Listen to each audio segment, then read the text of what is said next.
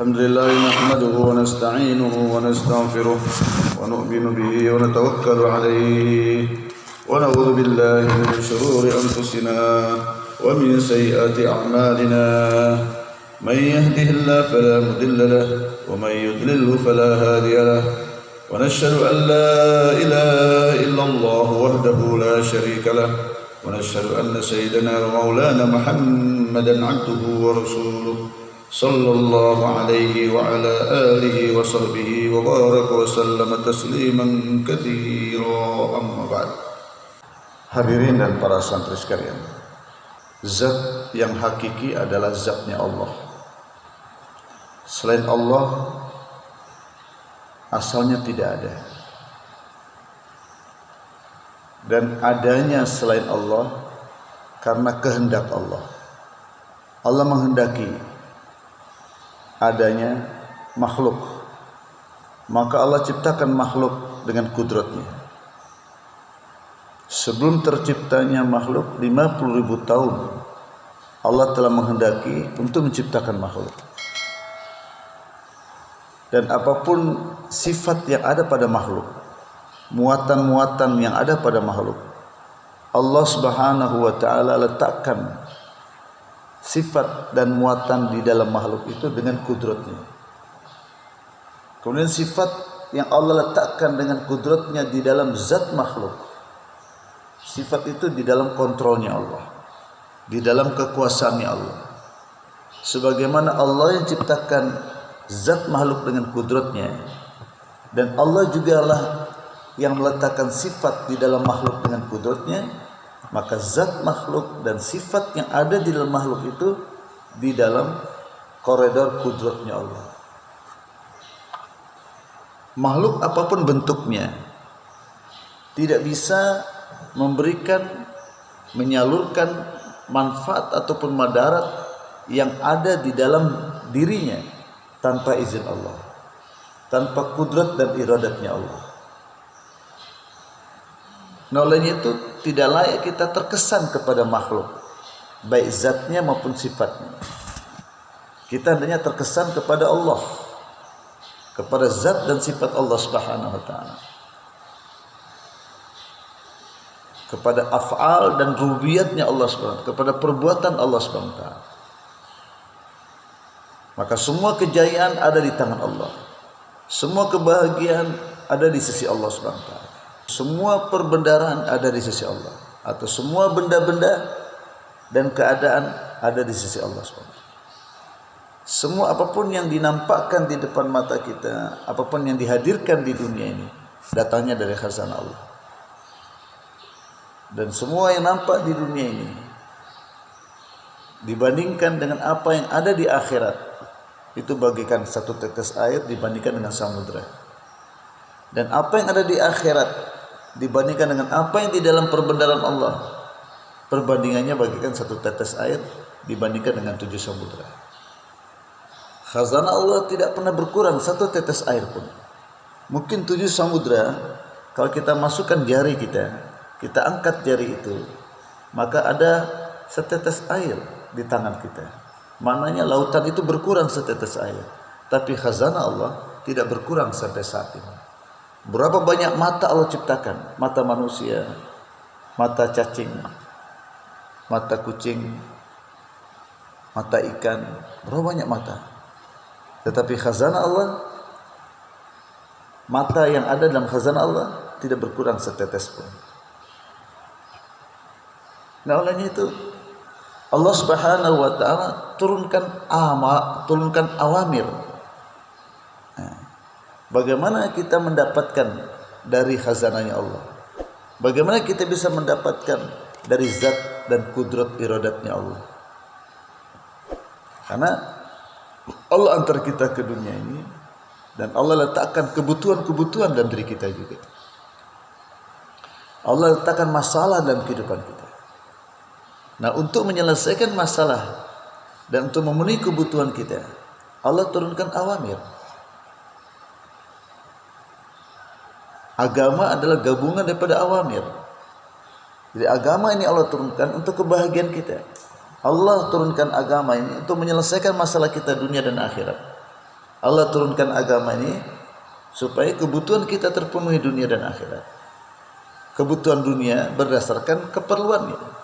Dunia hidup sebentar, tidak lama. Dan dunia Allah Subhanahu wa taala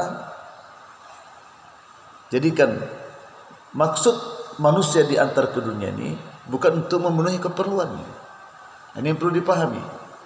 Allah antar kita ke dunia ini bukan supaya keperluan kita terpenuhi, tapi supaya keperluan akhirat kita terpenuhi, kebutuhan akhirat kita terpenuhi.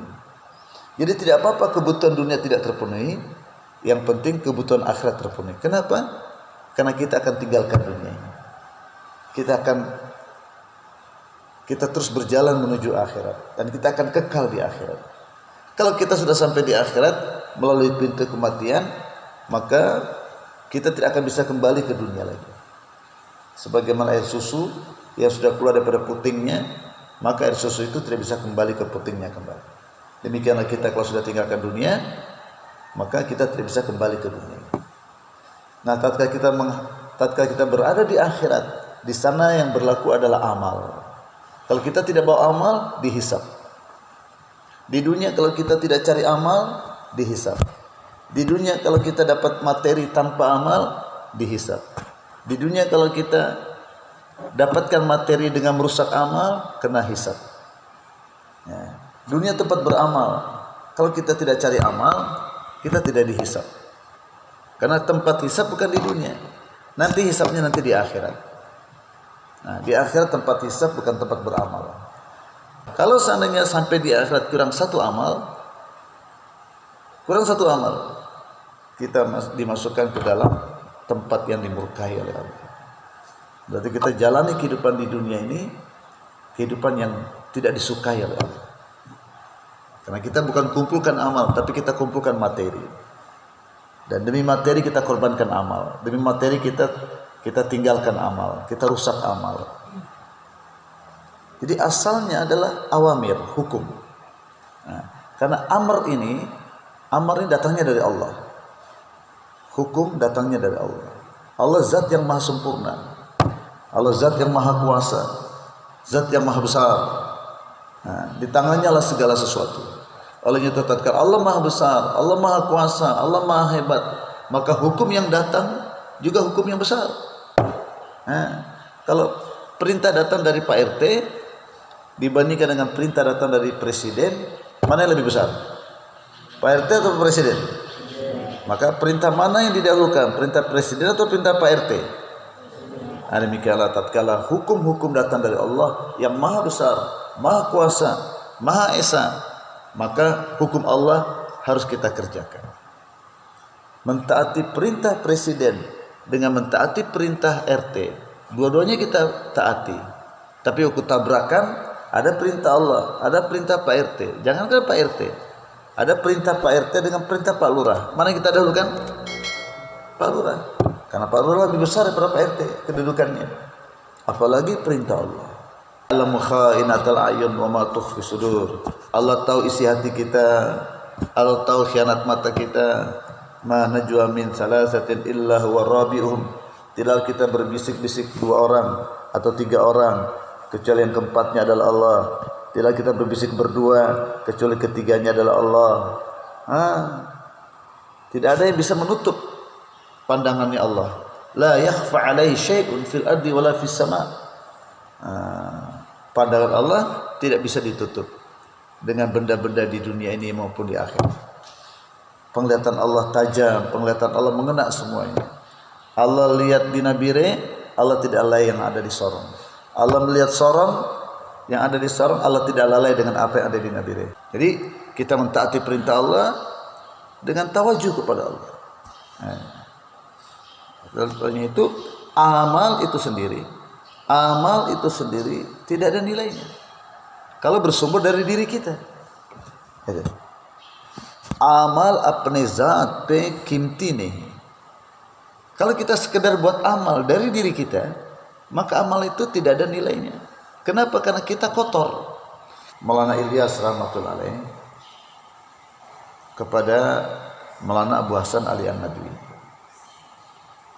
Ini bagus untuk kita pelajari dalam rangka peningkatan amalan kita. Karena Allah Subhanahu wa taala tidak terima amalan kecuali amalan yang baik. Innallaha thayyib la yaqbal illa thayyib. Allah itu zat yang baik, tidak terima amalan yang asal-asalan. Pertama kita buat amal dulu. Yang kedua bagaimana kita buat amal yang terbaik. Innama yataqabbalallahu minal muttaqin. Sesungguhnya yang diterima oleh Allah adalah amalan-amalan orang yang bertakwa. Ini kerusakan kita, kelemahan kita. Satu, orang-orang awam tidak cenderung kepada amal, cenderung kepada materi. Untuk materi tinggalkan amal. Yang buat amal, tapi buat amal tidak istiqomah. Buat amal tidak istiqomah. Sedikit ada masalah tinggalkan amal. Yang istiqomah buat amal, tapi ruhnya tidak ada pada amal. Jasadnya saja buat amal, tapi ruhnya kepada materi. Ruhnya kepada materi. Amal dibuat rutinitas, tidak ada ruhnya. Nah, kira-kira kalau kambing tidak ada ruhnya, mau dibeli nggak? Jadi bangkai. Demikian kita tidak boleh puas, kita sudah sholat subuh. Di sini Maulana Ilyas rahmatullah alaih menganjurkan kepada Maulana Abu Hasan Said Abu Hasan Ali An-Nadwi supaya ambil bagian dalam usaha dakwah. Tapi bagaimana cara ambil bagian dalam usaha dakwah? Dakwah adalah perintah Allah. Nah, nanti kita bisa kiaskan perintah Allah itu kepada ta'lim, kepada zikir. Saat kita ta'lim bagaimana? Kalau ada pengajian bagaimana? Saat kita masuk majelis bagaimana? Saat kita berzikir bagaimana? Ini semua dihubungkan dengan 4 amalan masjid itu. Sekarang ini perintah dakwah. Kalimatnya begini. Nab ali ka mehmanani nubuwat ko sat lekar iskam ke liye kada mubarak ka utana. Diharap kepada Tuhan yang merupakan keluarga Nabi supaya bangkit, ambil bagian, langkahkan kaki, ambil bagian dalam kerja dakwah ini. Jis kadar azim hai, isi kadar uski waqat और उसकी बारे में वारिद शिदा अखबार और आसार आयात पर नजर रखते हुए और उन पर यकीन की कोशिश करते हुए उनके आदाब की रियायत करने पर उसका मुंतज होना मौकूफ है. Jadi diminta supaya antum yang merupakan keluarga silsilah dari keluarga Nabi Sayyid, supaya diminta ambil bagian, langkahkan kaki, ambil bagian dalam usaha dakwah ini. Dan hasil usaha dakwah ini akan muncul dengan baik bergantung sejauh mana kita menghargai, sejauh mana kita menghargai kebesaran dakwah ini. Karena dakwah ini adalah perintah yang besar, perintah Allah yang agung, maka menghargai dakwah ini,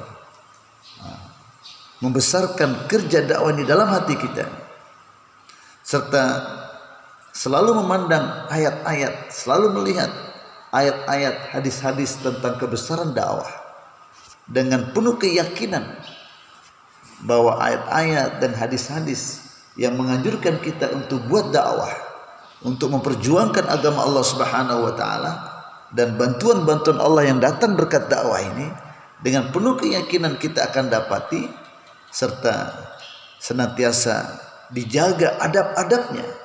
Maka sebanyak itulah Allah Subhanahu wa taala akan tunaikan janji-janjinya dalam kerja dakwah.